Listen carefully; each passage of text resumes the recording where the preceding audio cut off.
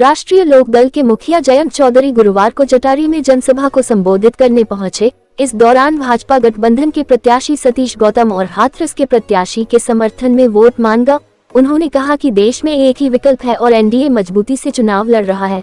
वहीं मायावती द्वारा पश्चिमी उत्तर प्रदेश को अलग राज्य बनाने का समर्थन करते हुए जयंत चौधरी ने कहा कि छोटे राज्य बनाना अच्छी बात है, लेकिन मायावती सरकार में नहीं आ रही है, इसलिए उनके कहने का कोई मतलब नहीं है। उन्होंने कहा कि किसानों के लिए सरकार काम कर रही है, आगे और मजबूती से करेगी। अब आरएलडी का साथ आ गया है, विश्वास करें उत्तर प्रदेश और देश में किसानों के लिए अच्छे काम होंगे। यह शुरुआत हुई है। चौधरी चरण सिंह को भारत रत्न दिया है, छोटी मोटी जो नाराजगी है उसे भूलकर कमल को वोट देने की अपील की। उन्होंने कहा कि आज उत्तर प्रदेश देश के 3 प्रदेशों में गिना जा रहा है। इसका कारण यह है कि सरकार में भ्रष्टाचार नहीं है, कानून व्यवस्था ठीक चल रही है। उन्होंने कहा कि चौधरी चरण सिंह की सबसे बड़ी चिंता थी कि गांव की गरीबी दूर कैसे करूं। अमीर और गरीब में अंतर बढ़ना नहीं चाहिए, लेकिन विश्व भर में जो मॉडल विकसित हो गया और आज वह हकीकत है, उसे बदला नहीं जा सकता। पूंजी कम लोगों के हाथ में जा रही है, इसका उपाय ढूंढना होगा। इंडिया के नेता जो दावे कर रहे हैं वह कारगर और प्रभावी सक्षम नहीं है, वह झूठ बोल रहे हैं। 2 नेता है, एक ऑलमोस्ट पीएम और दूसरे ऑलवेज सीएम है। ऑलमोस्ट पीएम कह रहे हैं खटाखट फटाफट गरीबी खत्म कर दूंगा, और उनकी दादी क्या कह गई थी भूल गए। गरीब आदमी भी जानता है कि फटाफट गरीबी नहीं दूर हो सकती। महीने में 4, 5 या 8 हजार देने से नहीं होगा, महंगाई से दुगना बढ़ जाएगी। पूर्व प्रधानमंत्री चौधरी चरण सिंह जी का जो भारत रत्न देने का काम किया, वो देश के प्रधानमंत्री नरेंद्र मोदी ने देने का काम किया। जब जयंत चौधरी जी ने समझौता किया तो समाजवादी के राष्ट्रीय अध्यक्ष क्या कह रहे थे? नहीं वो तो चले कैसे जा रहे हैं भाई चौधरी साहब के पोते हैं, जिनको चौधरी साहब को सम्मान जिसने दिया हो, उन्होंने कहा मेरे अंदर ऐसी भावना नहीं है, मैं प्यार समय चुकता करूंगा। उन्होंने भाजपा से समझौता कर ये संदेश देने का काम किया, हम राष्ट्रीय प्रति हैं। मैं बताना चाहता हूं चौधरी साहब, हमारी जाट समाज मार्शल कौम है। जब देश की बात आए, राष्ट्र की बात आए, तो कास्ट की बात नहीं करते, सेना का सम्मान की बात करते, किसान के सम्मान की बात करते। भारत की सीमा सुरक्षित रहे, देश का सम्मान बढ़े, भारत माता का मस्तक ऊंचा हो, उसके लिए मेरा जाट समाज काम करता है। जब 2022 का चुनाव हुआ था, हमारे सामने मेरे रिश्तेदार चौधरी तेजवीर सिंह के बेटे बैठे हैं, कार्तिक चौधरी, यहाँ पर खड़े हो जाओ भाई। ये चुनाव लड़े थे, इनकी पत्नी ऐसी है, ये चुनाव लड़े थे रिजर्व सीट से। लेकिन मैं बताना चाहता हूं, जब अनूप ने मुझसे आके कहा कि सांसद जी वोट तो खिसक रहा है, मैं वोट खिसकेगा नहीं, तुम अभी टेस्ट नहीं जानते। जब सीमा पर और जब राष्ट्र की बात आती है, इस सम्मान की बात आती है, मेरा चौधरी समाज केवल राष्ट्र के लिए वोट करता, राष्ट्र के लिए वोट करता। ये वो समाज है जो अपने प्राणों की न्यौछावर देकर अभी यहां से हमारे कोरोना की नगरिया का सचिन लाहौर सीमा पर सेवा करते हुए अपने प्राणों की न्यौछावर दिए, प्राणों की न्यौछावर दिए। ये युवा क्षेत्र है, ये जाट बहुल क्षेत्र है, इसलिए आज पूरा क्षेत्र एकजुटता चौधरी साहब आपको देखने के लिए, सुनने के लिए आज यहाँ पर पधारा हुआ है। मेरे पिता तो बुजुर्ग सब यहाँ पर मौजूद हैं। ये समाज, मैं तब भी पूरे समाज से, पूरे क्षेत्र से अनजाने में, जाने में कोई इस गरीब ब्राह्मण के बेटे से गलती हो गई हो तो मैं पूरी समाज का पैर छूकर, अपना सिर झुकाकर, सभी का दल बदल करके माफी मांगता हूँ, माफी मांगता हूँ। मैं निवेदन करना चाहता हूं, मेरी वजह से, मेरी गलती की वजह से देश के प्रधानमंत्री नरेंद्र मोदी, उत्तर प्रदेश के योगी जी का 2019 का चुनाव हुआ और 2022 का चुनाव हुआ। जब मैं 2014 का चुनाव लड़ा था, 70% मुझे इस क्षेत्र से वोट मिला था, 70% चौधरी समाज का। मंच से कहना चाहिए, और मैं तो इसलिए कहता हूं, लोग कहते हैं कि भाई 70% आपको मिल जाएगा तो बचेगा क्या। मेरे मित्र 2019 में लोकसभा का चुनाव लड़े थे, अजीत बालियान जी, जब मेरी रात को फोन पे बात होती थी, बोले क्या रहेगा, मैं 90% जाट मुझे मिलेगा। बोले तुझे कैसे मिल जाएगा, मैं तो जट्टारी को हूं। मैं भैया मैं जाटों को फिर तू जा, मैं मिलेगा मुझे। भाई पहला, अगर रोटी मेरी माँ बनाती है और चौधरी समाज में रोटी बनती है तो प्रधानमंत्री नरेंद्र मोदी को तीसरी बार प्रधानमंत्री बनाने के लिए अलीगढ़ से भी कमल खिलाने का काम करेंगे, कमल खिलाने का काम करेंगे। ये अनुरोध आपके बीच में है। मेरी देवतुल्य जनता, मेरी माई बाप, मेरे अन्नदाता, मैं अपनी माँ के कोख में से सांसद पैदा नहीं हुआ। मैं सांसद बनाऊं तो मेरी देवतुल्य जनता, मेरे माई बाप, आप बैठे हो, आपने मुझे सांसद बनाया, आप बैठे। मैं इस देश के लिए, इस राष्ट्र के लिए, चौधरी साहब को जो सम्मान मिला उनके लिए आपसे भीख के रूप में 26 तारीख को, 26 अप्रैल को 2 नंबर के सामने कमल वाली बटन दबाकर मैं भीख के रूप में वोट मांगता हूं और निवेदन करता हूं, अलीगढ़ से भी कमल खिलाने का काम करेंगे, चौधरी साहब का भी सम्मान करेंगे। जब अगली बार चौधरी साहब यहाँ पर दोबारा सभा करेंगे तो चौधरी साहब कैबिनेट मंत्री की तरह सभा करेंगे, कैबिनेट मंत्री की तरह सभा करेंगे। मेरा निवेदन है, आज जिस सैलाब उतरा है, जिस तरह से सैलाब यहाँ पर जागा है, मेरे जाट समाज के भाइयों, चौधरी समाज के भाइयों, सभी समाज के भाइयों, ब्राह्मण ठाकुर सभी समाज के भाइयों, मैं आपसे निवेदन करता हूँ, आप लोगों से झोली फैलाकर भीख मांगता हूँ। 26 तारीख को पहले मतदान, बाद में जलपान, मोदी जी को तीसरी बार प्रधानमंत्री बनाएंगे। 26 तारीख को मत जाना भूल, 2 नंबर के सामने कमल का फूल, कमल का फूल, कमल का फूल, कमल का फूल। जय श्री राम। हो सकता है यही सही हो। अब इन पे कोई बहाना तो नहीं बच रहा। अब एक मंच पे आ गए अनूप, अब इन पे कोई बहाना नहीं, वरना कहता हम आपके लेकिन सामने नहीं आ सकते। तो हमने एका बनाने के लिए, पुराने परिवार को इकट्ठा करने के लिए, एक जगह लाने के लिए, चौधरी चरण सिंह के विचारों को आगे बढ़ाने के लिए, चौधरी अजीत सिंह जी को श्रद्धांजलि देने के लिए मैं आपसे उम्मीद करता हूं, इस क्षेत्र से विशेष उम्मीद है, छोटी मोटी जो भी कारण नाराजगियां रही हो उन्हें बुलाकर यहाँ कमल का फूल दोनों क्षेत्र में आप खिलाएं। और याद रखना, जब खिलेगा कमल का फूल, क्योंकि नल और कमल में अच्छा तो बंदी है, तो खिलेगा कमल, बढ़ेगा नल, खिलेगा कमल, बढ़ेगा नल। यहाँ नल चलने वाला नहीं, मैं कह रहा चलेगा नल नहीं है, यहाँ नल नहीं, वो आगे रह रहे। अभी आपको कमल का फूल ढूंढना है। इस क्षेत्र में, अलीगढ़ के पार्लियामेंट्री क्षेत्र में दूसरे खाने पे है, ईवीएम मशीन में जाके दूसरे खाने पे नाम, इनका चेहरा, इनकी तस्वीर चेक करके कमल का फूल देके धाड़ बटन दबाना। और हाथरस में तो आप पहले नंबर पे है, ये है ही पहले नंबर पे, तो पहले नंबर से पहले भी पहुंचा दो। इन सेल्फ हेल्प ग्रुप के लिए कुछ कहा था, कुछ वादा किया था, या करने की कोई ठानी थी। आज ये सरकार कह रही है कि लखपति बनाएंगे, मतलब अलीगढ़ की ही 1,62,661 जो सदस्य हैं वह लखपति बनने जा रहे हैं, ये वादा है, इसलिए वोट निकलनी चाहिए। तो किसान के लिए भी काम हो, कुटीर उद्योग के क्षेत्र में काम हो। आज उत्तर प्रदेश स्टार्टअप की जो स्कीम्स हैं, कुटीर उद्योग, एमएसएमई के जो यूनिट हैं, जब आकलन पूरे देश का होता है कि कौन सा राज्य अच्छा कर रहा है, तरक्की कर रहा है, आज पहले 3 राज्यों की संख्या में उत्तर प्रदेश का नाम अब आने लगा है।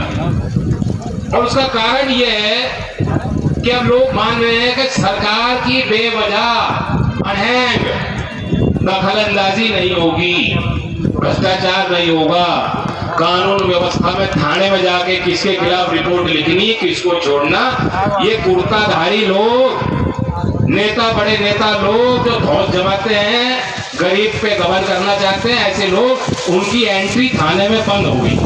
ये है कारण। जहां पक्षपात नहीं होगा तो आप अपने काम खुद कर लोगे, आपको क्या जरूरत है किसी। यहाँ क्षेत्र के लोगों को जरूरत नहीं, हम लोगों की इन्हें कोई जरूरत नहीं, खुद इंडिपेंडेंट है, मजबूत, ये मजबूत इलाका है, पश्चिमी उत्तर प्रदेश का इलाका। तो इसलिए आप अपनी राजनीति मजबूत करो, मैंने ये अलायंस इसलिए किया है, लोक दल को भी ताकत देनी है और यहाँ हमारा सिंबल दोनों क्षेत्रों में। अनूप जी तो कह रहे थे कि मैं पुराना हूँ हाँ, पार्टी में पदाधिकारी भी रहे हैं। और मैं बताऊँ ये भी कारण मैं इंडिया में क्यों आया। मुझे लोग मिलने आते थे बॉस, कह जी हम आपके ही हैं, क्या मेरे हो, अच्छा पार्टी में तो सक्रिय नहीं, कन्नड़ा जी हम भाजपा में हैं, वैसे हैं आपके ही। तो मैं सोचा ये मेरे काम तो, और फिर आगे बेचा। जब तक उन कड़ियों में किसान की भागीदारी नहीं बढ़ेगी, आप सोचो सिर्फ फसल पैदा करके हमने बेच दी और हमें वाजिब मूल्य मिल जाएगा, बहुत कठिन है। किसी भी सरकार के लिए वो दिलाना कठिन है जब तक उन कड़ियों में किसान की, काश्तकार की भागीदारी हम सुनिश्चित नहीं करेंगे। और इसमें निजी व्यापार का, निजी उद्योग का बहुत बड़ा योगदान होता है। चौधरी अजीत सिंह जी की कोशिश थी कि आगरा में आलू के निर्यात के लिए एक विशेष केंद्र बनाया जाए। और मुझे खुशी है, कुछ ही दिनों में आप सुन लेंगे कि अंतरराष्ट्रीय स्तर का एक ऐसा केंद्र जो किसानों में बेहतर पद्धति को विकसित कर पाए, कम लागत में ज्यादा उत्पाद कैसे हो, उन कड़ियों में भागीदारी किसान की कैसे बढ़ाई जाए, ऐसे अंतरराष्ट्रीय स्तर का एक प्रतिष्ठान का निर्माण हमारे पश्चिमी उत्तर प्रदेश और खासतौर से आगरा क्षेत्र में होने जा रहा है। बहुत जल्दी करार भारत सरकार की तरफ से हो जाएगा और सार्वजनिक हो जाएगा। तो यही तरीका है। चौधरी चरण सिंह जी के लिए सबसे बड़ी चिंता थी कि मैं गरीबी, गांव की गरीबी दूर कैसे करूं। अमीर और गरीब में अंतर बढ़ना नहीं चाहिए, लेकिन जो विश्व भर में मॉडल विकसित हो गया और आज वो हकीकत है, अब उसे बदला नहीं जा सकता। पूंजी कम लोगों के हाथ में जा रही है, बढ़ रही, संपत्तियां कम लोगों के हाथ में जा रही, बढ़ रही। लेकिन उपाय क्या है? निश्चित तौर पे जो इंडिया के नेता है, जो दावे वो कर रहे हैं, वो देश के लिए उपाय कारगर और प्रभावी और सच्चा उपाय है ही नहीं। मैं झूठ बोल रहे हैं। दो नेता हैं, एक है ऑलमोस्ट पीएम और दूसरे हैं ऑलवेज सीएम। ऑलमोस्ट पीएम कह रहे हैं कि झटाझट खटाखट फटाफट गरीबी खत्म कर दूं। और उनकी दादी जी क्या कह गई थी, भूल गए।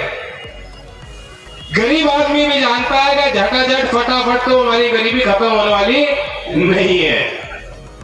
महीने में 4,000 दो, 5,000 दो, 8,000 दे दो, उससे नहीं होगा, क्योंकि महंगाई उससे 2 गुना बढ़ जाएगी। आप जानते हो कि 1,000 रुपए की जो 10 साल पहले वैल्यू थी और आज वैल्यू थी, बहुत अंतर आ गया, जमीन आसमान का। क्रय शक्ति बढ़ाओ, स्वावलंबी बनाओ, सामाजिक सुरक्षा भी दो। और मैं दावे के साथ कह सकता हूं कि भारत सरकार ने 5-10 साल में ये अच्छा काम किया। आलोचना नहीं करते, हम तो दूसरी बात करते थे। क्या काम है कि सीधा लाभार्थियों को चिन्हित करके सरकारी योजनाओं का लाभ सीधे पहुंचा रही है सरकार। स्वास्थ्य के क्षेत्र में आप 5 लाख तक का जो मुफ्त इलाज, उसमें नहीं देखा जाता मुसलमान है, हिंदू है, दलित है, ब्राह्मण है, जाट है, कोई मतलब नहीं है। आपका पंजीकरण है सरकार पे, आपका डेटा है, तो आपका हक बन गया। उसी हिसाब से गरीब की आवाज बन रहे, बिचौलिए की जरूरत नहीं है। तो एक सफाई करिए सरकारी तंत्र के अंदर, योजनाओं को प्रभावी बनाने के लिए सोच विचार अध्ययन हुआ है, पहले नहीं होता। ये बहुत बड़ा अंतर है। और सबसे बड़ी चुनौती है कि दिल्ली में बैठ के अच्छी योजना बन जाती है, आपको वंचित रखा जाता है, गरीब आदमी को जानकारी नहीं हो। सबसे बड़ी चुनौती है। एक और उपाय जो भारत सरकार ने किया है, मेरी मातृशक्ति बहन जी कम संख्या में आई, लेकिन ये सीधा आपसे जुड़ा हुआ उपाय है कि समूह बनाओ, संगठन बनाओ। आज सेल्फ हेल्प ग्रुप, और उसमें अधिकतर महिलाएं हैं जो अपने आप को संगठित करती हैं, अपनी पूंजी जोड़ती हैं, सरकार उनको सुविधा देती है, पंजीकृत होके उनके बाद उनको सहायता अनुदान मिलता है और वो तय करती है हमें क्या करना है। कभी कभी पैसे जोड़ के जो छोटे खर्चे होते हैं, लोन लेने होता है, उनको बैंक लोन नहीं देता, महिलाओं उनके पास जाती हैं, मेंबर बनती हैं, सदस्य बनती हैं समूह के, और उनको पैसा मिल जाता है, घर के खर्चे निकल। कि उनकी स्वावलंबी बनाना। आप ताली बजा रहे हो, उनमें से कोई नहीं बजा रहा, ये भी नहीं चाहते। ये और मैं बताऊं, अलीगढ़ में कितने सेल्फ हेल्प ग्रुप हैं, कितने हैं स्वयं सेवा के जो समूह हैं, बहुत ज्यादा है। 6,000 5,000 माफ कीजिएगा 5,059 है ग्रामीण क्षेत्र में। NRLM की वेबसाइट पे पढ़े लिखे नौजवान आप लोग हो, जाके देख सकते हो। जो राष्ट्रीय ग्रामीण आजीविका मिशन अभियान है उसकी वेबसाइट पे जाके देखना, अलीगढ़ डिस्ट्रिक्ट वाइज जानकारी है। 5,059 सेल्फ हेल्प ग्रुप यहाँ कार्यरत हैं, उसमें 1,62,661 सदस्य हैं, महिलाएं हैं। उसमें बड़ी संख्या बिलो पावर्टी लाइन की महिलाएं हैं, गरीब परिवार की महिलाएं हैं। मैं पूछना चाहता हूं कि कब पता लग जाए, परिस्थिति बदल जाए। समझौता उन्होंने अपने असूल से, सिद्धांत से कभी नहीं किया। तो आप भी ये समझ ले, लोग दल के लोग, बहुत सालों बाद हमें मौका मिल रहा है सरकार में, लेकिन वो अवसर हमने इसलिए लिया है कि आपका भला कुछ हो सके। 2 मिनट नहीं लगाएंगे बाहर आने में जहां मुझे लगे कि यहाँ भला नहीं हो रहा, लेकिन एक कारण है कि हम एनडीए में साथ आए, और कोई छोटा कारण नहीं, बहुत बड़ा कारण है। बैठ जा। और आपको मालूम है क्या बात, क्योंकि अलीगढ़ मेरे घर के लोग हैं, यहाँ मेरे परिवार के संबंध है। बुआ जी हो, दादी हो, चौधरी साहब हो, चौधरी जी सिंह हो, मेरे परिवार को यहाँ तक पहुँचाने में, हमारे दल को यहाँ तक पहुँचाने में, और चौधरी चरण सिंह को भारत रत्न दिलाने में अलीगढ़ के लोगों का आशीर्वाद है, इस जनपद के लोगों का। तो आप जानते हो मुझे किसके साथ खड़ा होना है। जो चौधरी चरण सिंह को भारत रत्न देंगे, उनका सम्मान इतना करते हो, मैं उनके साथ खड़ा हूँ या दूसरों के साथ खड़ा हूँ? कहां गुंजाइश बची, कौन सी नाराजगी बची? और जो सरकार, कोई जबरदस्ती थोड़ी थी, हमारी कोई शर्त नहीं थी, अपने दिल से जो सरकार भारत रत्न दे सकती है चौधरी चरण सिंह जी को। 53 उन महान नेताओं की सूची में अब चौधरी साहब का नाम हमेशा हमेशा के लिए दर्ज किया है भारत सरकार ने। मैं समझता हूं ऐसी सरकार कल को देहात के लिए, आपके तरक्की के लिए, किसान के लिए जो भी काम करना हो, छोटा हो बड़ा हो, कोई कसर ऐसी सरकार छोड़ेगी नहीं। और इस भावना को समझते हुए हम एनडीए में आए कि कुछ बेहतर काम किसानों के लिए हो जाए। मैं ये मानता हूं किसान का हक है कि जो मेहनत किसान करता है उसको वाजिब मूल्य मिलना चाहिए। और एमएसपी के सवाल पे हमारा मत है, और एनडीए की तरफ से मैं कह सकता हूं, बीजेपी का भी इस पे मैनिफेस्टो आ चुका कि लगातार लागत के अनुरूप, लागत के हिसाब से लाभकारी मूल्य दिलाने के लिए एमएसपी में बढ़ोतरी होती रही है और होती रहेगी।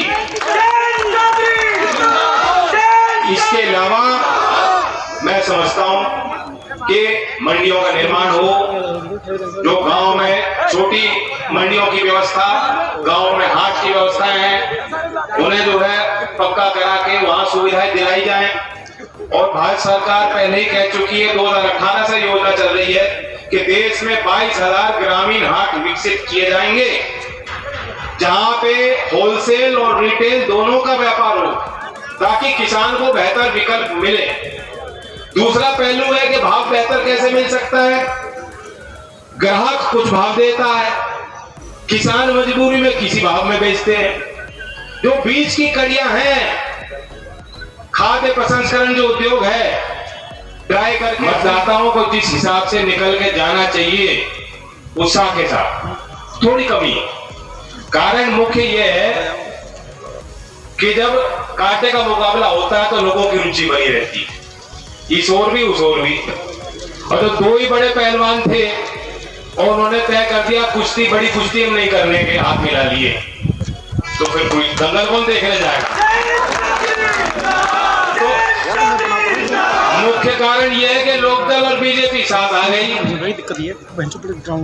अब चुनाव ही है ही नहीं, जब चुनाव नहीं है तो उस तरह की लामबंदी नहीं दिखाई दे रही।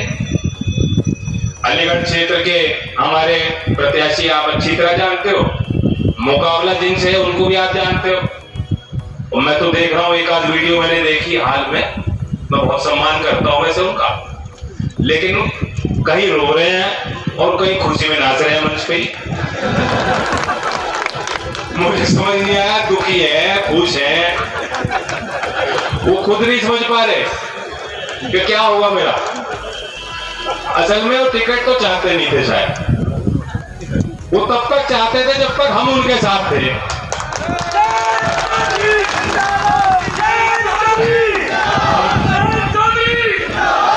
मैंने चूंकि उन्हें मालूम है जब मैं भी वहां था तो मैंने ही कहा था इनको लड़ा देना।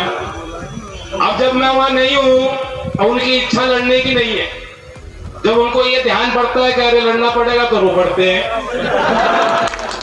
और जब याद आती है कि चुनाव खत्म हो गया, 26 तारीख में खत्म हो जाएगा तो हंस पड़ते हैं। उन्हें भी हाथ दिखाई दे रही। तो इसलिए आप से फिर भी मैं कहूंगा, ये महसूसना का काम है वो। वोट पड़ेगी तब गिनती होगी, और जब गिनती होगी तब हमें कुछ ताकत मिलेगी। मैं लोकदल के कार्यकर्ताओं को कह रहा हूं, हम लोग विपक्ष में रहे, 17-18 साल से हम प्रदेश में सत्ता में नहीं है, और देश में जितने क्षेत्रीय दल हैं जो उस कुंबे से निकल के आए हैं, जो चौधरी चरण सिंह जी का दौर था, या तो वो पार्टियां मुख्यमंत्री के पद के दावेदार हैं, दौड़ में हैं, वरना इतने सालों सत्ता से बगैर, सत्ता के बाहर रह के राजनीतिक पार्टियां चल नहीं पाती। ये हमारे कार्यकर्ताओं की ईमानदारी है, लगन है, चौधरी चरण सिंह जी के और उनकी नीतियों के प्रति समर्पण है कि 17-18 साल हम सत्ता में नहीं रहे। आज भी मैं कहता हूं, समझौता मैं राजनीतिक दल से करता हूं, सम्मान अपने नेताओं का करता हूं, लेकिन मुझे वफादारी किससे करनी है? आपसे करनी है। और सतीश जी तो उसमें आगे शायद एक्साइट हो गए, उन्होंने पता नहीं कौन से पद दे दिए। चौधरी साहब के बारे में कहते हैं, चौधरी चरण सिंह गरिमा बनाते हुए चुनाव में वोट की अपील की, ये कह के कि जो गलतियां हुई होंगी उन्हें माफ कर दें। तो बहुत बड़ी बात है, मैं बधाई देता हूं उनको, सूझबूझ से ये काम करते रहें। और क्षेत्र की जनता से मैं अपील करता हूं, क्योंकि इस चुनाव में मैं देख रहा हूं प्रचार लगातार हम कर रहे हैं, कारण क्या है? चौधरी साहब, एक सवाल है, मथुरा में आपकी पार्टी के नरेंद्र कुमार ने आरोप लगाया कि बाद सम्मान नहीं मिलना भारतीय। मेरी बात हो गई है, वो कह रहे गलत जो है उसका मतलब निकाला गया है। अच्छा, बहुजन समाज पार्टी के राष्ट्रीय अध्यक्ष ने कहा है कि हमारी सरकार आती है तो पश्चिमी उत्तर प्रदेश को प्रदेश का दर्जा दिलाएंगे। पुरानी मांग है, लोकदल हमेशा उसका समर्थन किया, हम ही इस बात को लेकर चलते थे और हमेशा प्रयास किए। बात उनकी अच्छी है, लेकिन सरकार उनकी आग आ रही है।